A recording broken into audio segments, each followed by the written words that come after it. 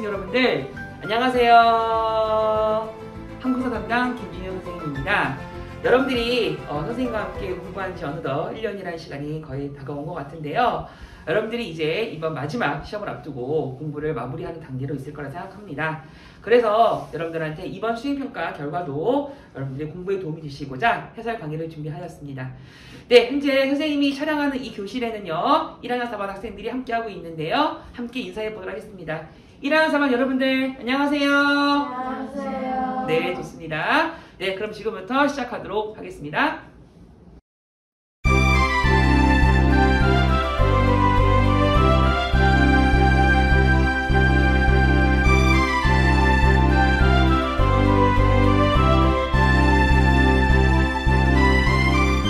네, 그러면 지금부터 시작해 보도록 하겠습니다. 네, 여러분들이 1번과 2번에서 만나볼 수 있는 지문은 교과서 203쪽에 나와 있는 지문으로서 일제강점기에 있었던 1940년대 독립운동에 관련한 지문을 준비하였습니다. 자, 여기 나와 있는 출처를 보시면 김준엽의 장정이라는 지문이 있는데요. 여러분들이 출처를 가지고 문제 풀기는 어려웠을 거라 생각합니다. 자, 밑줄친 우리가 누굴까요? 자, 근데 국내 잔입의 준비가 끝났다고 합니다. 아, 우리가 지금 국내 잔입을 시도하고 있대. 그럼 우리는 지금 어디 있다는 거야? 국내에 있지 않다는 거야. 이렇게 생각해 볼 수가 있어요. 자, 근데 임시정부가 우리 국내 진입의 모든 것을 지금 준비하고 있다고 합니다. 자, 여기다 말하는 임시정부는 알 수가 있습니다. 누구죠? 대한민국 임시정부죠. 대한민국 임시정부는 1945년 8월 15일 이전까지 활동했었기 때문에 시기를 알 수가 있습니다. 그래서 이 상황은 3.1운동 이후 8월 15일 8.15 광복 이전임을 알 수가 있는데요. 자, 여기서 말하는 임시정부가 준비한 군대 바로 누구겠습니까? 여기서 말하는 우리들은 국내 정진군인데요. 여러분들이 이번 시험범위 공부하시면서 선생님한테 많이 물어보셨는데 국내 정진군은 한국광복군이랑 별개의 조직이 아니라 한국광복군이라는 공식 군대 안에 또 있는 거야. 다시 말하면 한국광복군은 여러분 이번 시험에 정답으로 여러분 공부해 볼 수 있을 겁니다. 근데 한국광복군이 지금 우리나라의 국군이라면 국내 정진군은 이 안에 있는 특수부대의 개념이에요. 이렇게 이해해 주시면 좋을 것 같습니다. 아시겠죠? 자, 그래서 여러분이 나와 있는 것처럼 가에 들어갈 군사조직, 다시 말하면 국내 정진군 속해 있는 군대를 물어보고 있으니 이 군대의 이름을 한국광복군이라고 합니다. 여러분들이 많은 학생들이 그냥 광복군이라고 쓰긴 했는데요. 사실은 틀린 말은 아니에요. 하지만 정식 명칭은 한국광복군입니다. 그래서 여러분들이 이번에 기말고사 대비하실 때는 반드시 풀 네임으로 한국광복군으로 공부해 주시면 되겠습니다. 자, 2번입니다. 이 한국광복군은요, 김원봉과 관련한 구성이 특징이 하나 있는데요. 왜 그러겠습니까? 자, 다름 아닌 김원봉이란 이 사람이 원래 조선 의용대를 만들었는데 이 군대의 일부가 합류했거든. 자, 그래서 선생님이 의도한 답안은 무엇이냐면 김원봉을 중심으로 하는 조선 의용대 세력의 일부가 한국광복군에 참여하였다, 합류하였다. 선생님이 이런 표현을 요구했던 겁니다. 여러분들이 교과서에 보시는 것처럼 지도를 보시면 원래 조선 의용대 만들어진 장소는 예난이었어. 우리 교과서에 보시게 되는 것처럼 예난이 아니죠. 정확히 말하면 이제 항커우, 지금 말하는 이제 코로나 바이러스가 퍼지게 되었던 우리 우한에서 만들어졌다가 나중에 이제 조선 의용대 일부 세력이 충칭으로 오지 않겠습니까? 여러분들 교과서에 나와 있는 그 지도를 보시면 되는 문제였는데, 그래서 김원봉 세력이 합류한 내용을 쓰면 되는 건데요. 여러분들한테 어떤 오답을 선생님이 다 틀리게 했냐면 총사령관은 지청천, 부사령관은 김원봉이었는데 그 세력이 참여했다고 한 답은 틀리게 했습니다. 무슨 소리냐면 그거는 한국광복군의 구성을 물어보는 건데요. 근데 총사령관이 지청천이고 부사령관이 김원봉인데 김원봉이 참여해서 부사령관이 된 거야. 그러니까 정확히 여러분들이 그런 문구를 확인하시는 게 필요할 것 같습니다. 아시겠죠? 원래는 지청천만 있었는데 나중에 김원봉이 합류한 상황입니다. 이 상황을 잘 보시기 바랍니다. 근데 이러한 문구를 비슷하게 써서 판단할 수 있는, 옳은 답안을 판단할 수 있는 답안을 맞게 처리하였습니다만 정확한 설명은 이겁니다. 아시겠죠? 네, 3번과 4번에 해당하는 문제를 통해 보시겠습니다. 자, 여러분들 교과서 나와 있는 이 사진인데요. 여러분들이 아마도 이 사진을 보면서 이 영어나 한자를 읽었기는 어렸을 까 생각이 듭니다. 그래서 여러분들한테 이 사진 해석하기 위해서 밑에 글씨를 달아놨는데 신탁 통치, 절대 반대, 삼상 결정, 절대 지지가 나와 있겠습니다. 자, 여러분들 뭐부터 보셨겠습니까? 왼쪽 사진에 나와 있는 것처럼 신탁 통치 반대 시위가 있고요. 오른쪽 사진은 신탁 통치에 대한 지지 시위가 있으니 여기서 말하는 것은 신탁 통치에 관련한 찬성과 반대의 상황임을 알 수 있는 내용입니다. 자, 근데요, 서연아. 자, 여기 삼상 결정. 이게 바로 신탁 통치라면 우리는 삼상을 알 수도 있습니다. 자, 김서연아. 삼상이 무슨 회의를 말하는 거예요? 그렇지. 모스크바 삼국 외상회의를 말하는 내용이지요. 그렇다면은 이 상황을 가지고 두 세력의 대립을 명확하게 알 수 있겠습니다. 현진아, 네. 왼쪽과 오른쪽의 상황의 차이를 설명할 수 있을까요? 왼쪽은 누구의 주장이고 오른쪽은 누구의 주장이죠? 그렇지요. 근데 이 헷갈리면 안 되는 거야. 신탁 통치를 반대하면 우익이고 신탁 통치를 지지하면 좌익이야. 이것이 헷갈리면 안 됩니다. 아시겠습니까, 여러분들? 자, 그러니 3번의 답은 아까 서연이가 말한 것처럼 모스크바 상고외상회의 1945년 12월에 있었던 회의를 의미하겠습니다. 자, 선생님이 채점하면서 모스크바 삼국외상회의라는 단어만 인정을 하였고요. 여러분들 답을 쓰실 때 뭐 삼상회의 또는 삼국외상회의는 틀리게 설명하였습니다. 여러분들 네이버에 검색해보시면 알겠지만 이 회의 이름이 정확하게 다 적혀 있어야지 검색이 됩니다. 알겠죠, 여러분들? 확인해 보시기 바라겠고요. 그리고요, 원래 이 단어는 모스크바 삼상회의도 맞는 표현인데 전교생 중에 그런 단어는 없었던 것 같긴 하겠습니다. 맞게 처리합니다. 그리고 원래 뜻은 모스크바라는 러시아의 도시에 세 나라의 외무부 장관이 모인 회의다 라는 뜻이거든. 그래서 여러분들이 이 의미를 확인할 수 있도록 정확한 문구 모스크바 삼국외상회의를 기억해 주시면 되겠습니다. 자, 4번입니다. 그러니 우익 세력은 이런 내용을 지지한 거예요? 반대한 거예요? 반대한 거죠. 이렇게 해주시면 되겠죠. 자, 문제를 보시는 것처럼 왼쪽 글에서 찬스라 적혀 있어. 그 있는 그대로 그냥 보고 쓰면 되는 내용이었는데 말이죠. 그래서 이렇게 정답은 여러분들이 우리 신탁 통치에 대한 좌익과 우익의 입장 차이를 정리해 주시면 되겠습니다. 네, 다음 문제는요. 여러분들이 확인하신 것처럼 교과서 220쪽에 나와 있는 지문이고요. 학습지는 36쪽에 나와 있는 내용으로 확인해 보시겠습니다. 네, 5번과 6번 지문에서는요. 여러분들이 사진을 함께 주었는데 3천만 동포의 읍고함이란 글을 주어드렸습니다. 자, 무슨 뜻이에요? 3천만 사람들한테 읍고. 무슨 뜻? 울면서 호소한다. 이런 뜻이죠. 누굴까요? 나는. 자, 밑줄 친 나는 누구죠? 일단 지문을 봐야겠지요. 잠깐만요. 근데 이 나는요, 뭘 추구했냐면 통일된 조국을 만들었습니다. 다시 말하면 남쪽 따로, 북쪽 따로 그런 조직이 아니라 남북한의 단일된 조국을 만들려고 한 노력을 알 수 있겠는데요. 여러분들 이번 시험 보면 공부해보시면 아시겠지만 여러 인물이 좀 존재했었거든요. 헷갈릴 수 있어요. 근데 38도선, 38선이 나와 있어. 이거는 시기를 알 수 있어. 왜 그러느냐? 8.15 광복 직후에 우리나라에 미군과 소련이 들어왔었죠. 그리고 6.25 전쟁 직후에는 선이 그어지는 게 휴전선이란 말이야. 그러니 38선은 6.25 전쟁 끝나는 시점 이전까지 상황을 알 수 있는 겁니다. 알겠죠, 여러분들? 시기를 알 수 있어요. 그래서 단독 정보를 세운 데서는 반대하겠다. 왜 그렇겠습니까? 그 당시에 남쪽이 정부가 우리가 먼저 국회의원 선거를 준비했단 말이지요. 그래서 이 상황에서는 남쪽 지방에서 국회의원 선거를 하는 것에 대한 반대하는 상황을 물어보겠습니다. 자, 여기서 말하는 나, 그리고 여기서 말하는 가에 들어가는 사람, 누구겠습니까? 김구. 그렇습니다. 여기서 말하는 나는 김구이고요. 참고로 이 글은 1988년 2월 10일에 쓰인 글이라서 50총선거 직전에 있었던 상황이라 남북협상을 하러 가는 사진이 담겨있는 겁니다. 아시겠죠? 자, 그래서 5번 정답은 김구고요.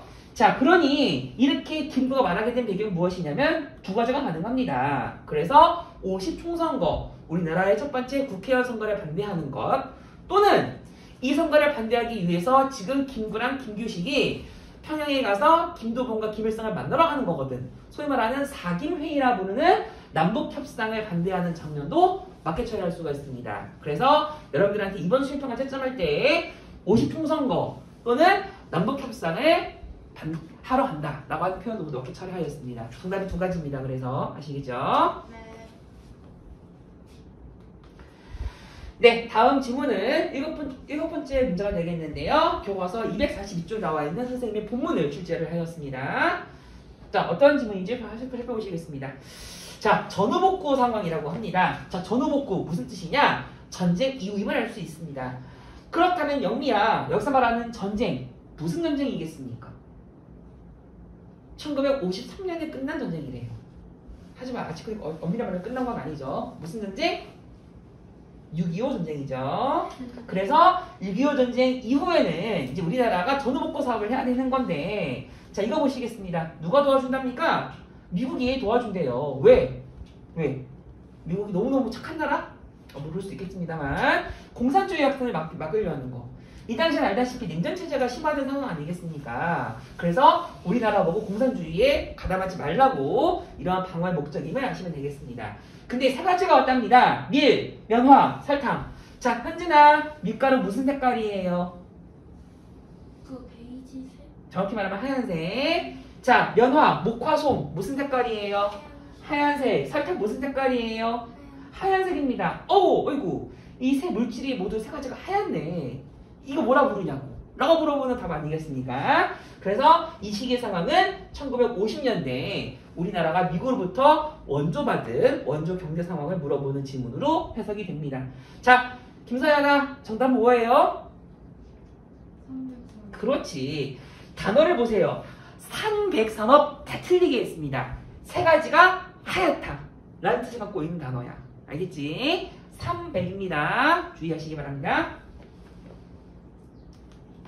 자, 다음 질문입니다. 자, 교과서의 248쪽부터 249쪽에 해당하는 선생님이 본문을 나누었고요. 자, 해당하는 내용으로 공부해 보시겠습니다. 자, 지연이는 잘 듣고 있죠? 네, 자, 밑줄 친 이 정보를 쌤 물어보겠는데 아직 무슨 정보인지 모르겠습니다만, 여러분 이번 시험범위에 해당하는 정보는 사실은 이성문부터 최근에 있는 우리 문제의 정보까지를 생각해 볼 수 있을 겁니다. 근데 미국의 요청으로 베트남에 군대가 다녀왔다고 합니다. 이거는 시기를 알 수가 있어. 왜 그러냐면은 베트남 전쟁 당시 우리나라 군대가 다녀온 사실이 있기 때문에 1965년부터 1973년 상황임을 알 수 있겠습니다. 물론 여러분들이 이 연도를 알 수는 없습니다만 적어도 이 대략적인 즈음, 이 시기 때 무슨 정보가 있었는지는 생각할 수가 있어요. 자, 미국의 지지를 얻고 정권을 안정시키려고 하였다고 합니다. 왜? 그 당시에 이 정부는요, 뭔가 정권이 불안정했나 봐. 무슨 뭐 캔기 있는 게 있나 보죠. 그럴 수 있어요.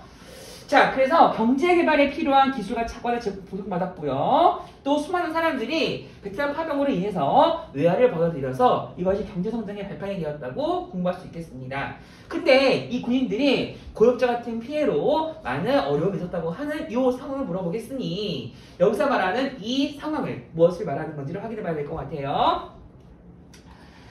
자, 밑줄 친 정부의 명칭. 합이나 무슨 대통령이십니까? 박정희 대통령. 그렇지요. 그러니 여기서 말하는 8번의 정답은 박정희 정부이다 라고 쓰셔야겠는데요.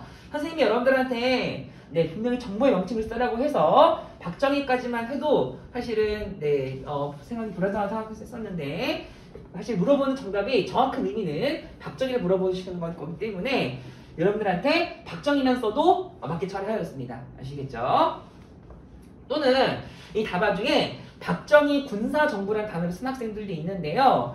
사실은 박정희 정부 자체가 민간인 정부라고 하기도 좀 애매한 부분이 있어서 군사정부도 큰 맥락 가운데서 맞게 처리할 수 있었던 것 같습니다. 자, 9번입니다. 자, 그러니 이 자료 관련된 시기에 베트남에 국군을 패병하게 된 계기를 쓰라고 적혀 있어. 근데 문서를 쓰라고 적혀 있지. 그러면 답이 하나밖에 없습니다. 자, 무슨 문서입니까, 영미야? 그렇지요. 브라운각서죠. 여러분들이 이 답에다가 많이 틀린 오답이 뭐가 있었냐면은 한일협정을 체결한 내용을 쓴 학생들이 많거든요. 여러분들이 6.3 시기를 공부하면서 우리나라가 이제 일제강점기에 대한 독립축하 명목으로 돈 받은 거에 대한 얘기를 이제 기억하시는 것 같은데 기억하는 건 좋지만 베트남이 국군을 팔방하는 거랑 관련이 없습니다. 그래서 여기서 물어보는 문서는 불어한 각서만 맞습니다. 그래서 이 사건을 계기로 우리가 공식적으로 국군을 제대로 파병하게 된 겁니다. 정확하게 말하면 전투부대 파병이 된 공식적인 계기가 되기도 합니다. 요거 주의하시기 바라겠습니다. 아시겠죠? 네, 다음 질문이 되겠습니다. 교과서는 236쪽부터 237쪽에 해당하는 내용인데요. 문제는 이 지문이 교과서에 없을걸? 자, 이 노래 이름은 굳세어라 군수나라는 노래가 되겠는데요. 여러분들이 이 노래를 모르실까봐 선생님이 직접 노래를 불러드리도록 하겠습니다. 눈보라가 휘날리는 바람찬 흥남부두에 목을 놓아 불러봤다 차차를 봤다. 그 음수나 어디로 가고 길을 잃고 헤매었더냐. 피눈물을 흘리면서 일사이후로 나 홀로 왔다 라는 노래가 해당하는 내용입니다. 자, 우리는 시기를 알 수가 있어요. 눈보라가 휘날린대요. 하빈아, 어제 학교에 눈 온 거 보셨습니까? 봤어요. 그러니 눈보라가 휘날리는 시기는 무슨 계절입니까? 봄이에요? 여름이에요? 가을이에요? 겨울이에요? 겨울이. 그렇지. 이 노래 배경이 겨울입니다. 흥남부두에서 지금 막 도망가고 있나 봐. 왜 그러느냐? 이 사건은 흥남 철수작전을 말하는 개념입니다. 왜? 우리나라에 이제 전쟁 중에 중국군이 이제 도와주러 오니까 우리가 도망가는 장면이거든요. 그리고 1사 이후에 나 혼자 왔대. 무슨 상황이냐? 1사후퇴를 의미하는 내용입니다.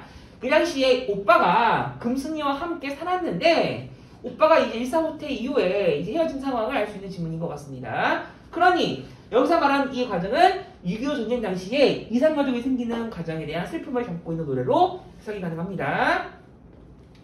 자, 그렇다면 10번. 자, 현재는 무슨 전쟁이에요? 6.25 전쟁. 그렇죠. 그렇죠. 자, 11번 문제 여러분들한테 선생님 강조 많이 해드렸을 건데요. 참고로 이 질문은 그래서 하민이가 답변할 수 있을 것 같습니다. 이 전쟁에서 원래 북한군이 잘 싸우다가 우리나라의 군대가 반격하는 계기가 되었는데요. 이 반격하는 장소가 여러분들이 좋아하시는 디스코 팡팡이 있는 그 어느 지역이기도 합니다. 자, 하빈이가 좋아하는 디스코 팡팡, 디팡 어디에 있어요? 인천 살면서 그러니까 인천 어디에 있어요? 월미도. 그렇지, 월미도에 있어요. 월미도가 그 당시에 이 작전이 장소였습니다. 아시겠죠? 그래서 1950년 9월 15일 날짜 기억해 주시기 바랍니다. 이때 있었던 사건을 뭐라고 하냐면 네, 하빈이 말대로 인천 상륙 작전이라고 합니다. 그래서 인천광역시의 연수구에 가게 되면은 이 작전 기념 박물관도 있습니다. 아시겠죠? 참고하시면 되겠습니다. 네, 다음 문제는 교과서 250쪽부터 251쪽에 해당하는 지문을 통해서 공부해 보도록 하겠습니다. 네, 우리 이 문제는요, 우리 하지연을 중심으로 함께 문제를 확인해 보도록 할게요. 자, 이 지문을 보면은 약간 단어가 어렵게 구성되어 있을지 모르겠는데, 여러분들이 교과서를 찾아보셨다면 이 지문의 출처를 확인해 볼 수 있을 것 같습니다. 자, 첫 번째 내용입니다. 1조. 자, 1조. 적어도 이 모든 내용의 기초임을 알 수 있겠어요. 대한민국의 주권은 국민한테 있대. 이거 누가 몰라? 이거 유식한 말로 국민주권의 원리, 같은 말로 주권재민의 원리라고 합니다. 주권재민? 재민쌤? 최재민 선생님 아니죠? 이런 내용이 있는데 당연히 우리의 모든 권리는 우리가 행사해야 됩니다. 근데 무슨 단어가 있어? 우리가 행사할 수 있거나 또는 우리의 대표자가 주권을 행사할 수 있대. 무슨 뜻이겠어?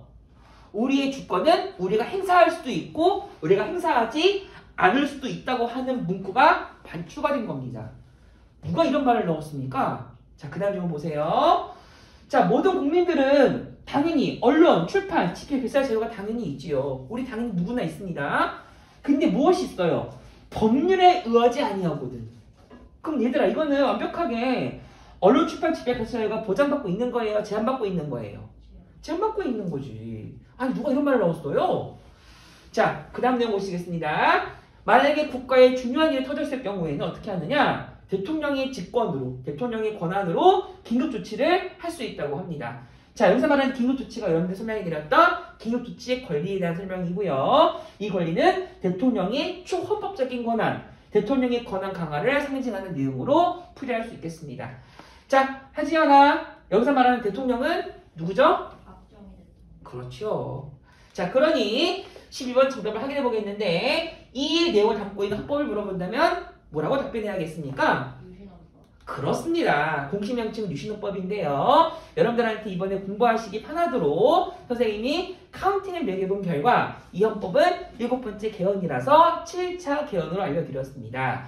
여러분들이 검색해 보시다 보면은 7차 개헌이라고 해도 다 나옵니다. 아시겠죠?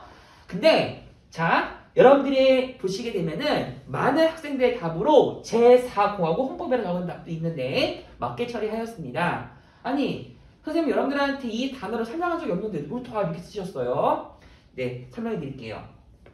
우리나라에서는요, 이거는 헌법의 기준으로 말하기보다는 어떤 정치 체제의 큰 변화를 이 중심으로 나라를 구해서 변화를 부르는 방법이 있는데 제1공화국, 제2공화국, 제3공화국, 제4공화국, 제5공화국, 제6공화국 이렇게 부르는 단어가 대한민국을 이제 구분하는 또 다른 시기 구분입니다. 자, 여러분들 제1공화국은 사실 배운 시대가 있는 데거든요. 자, 하지연아, 제1공화국은 우리나라의 초대 대통령 시기를 의미합니다. 하지만 이 대통령은 우리나라에서 12년 장기 독재를 했습니다. 무슨 대통령 시기예요? 우리나라의 초대 대통령 1대, 2대, 3대 누구?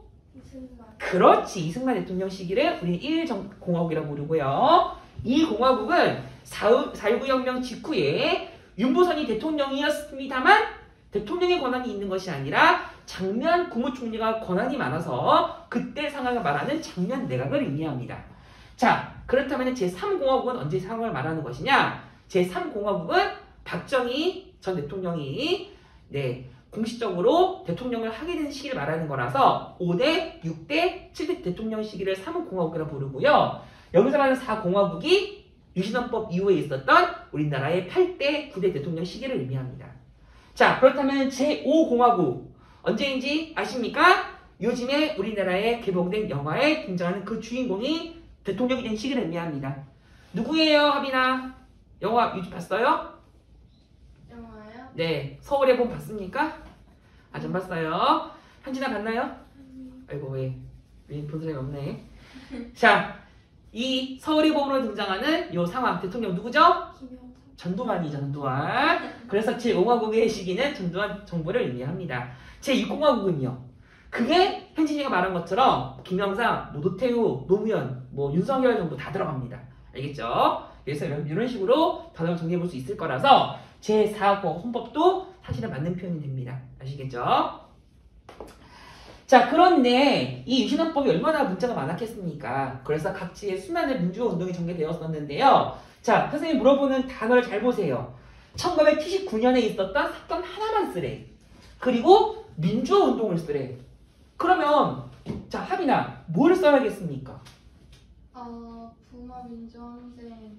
그렇지요. 자, 하빈아, 부가 어디예요? 도시. 도시요? 부산이요.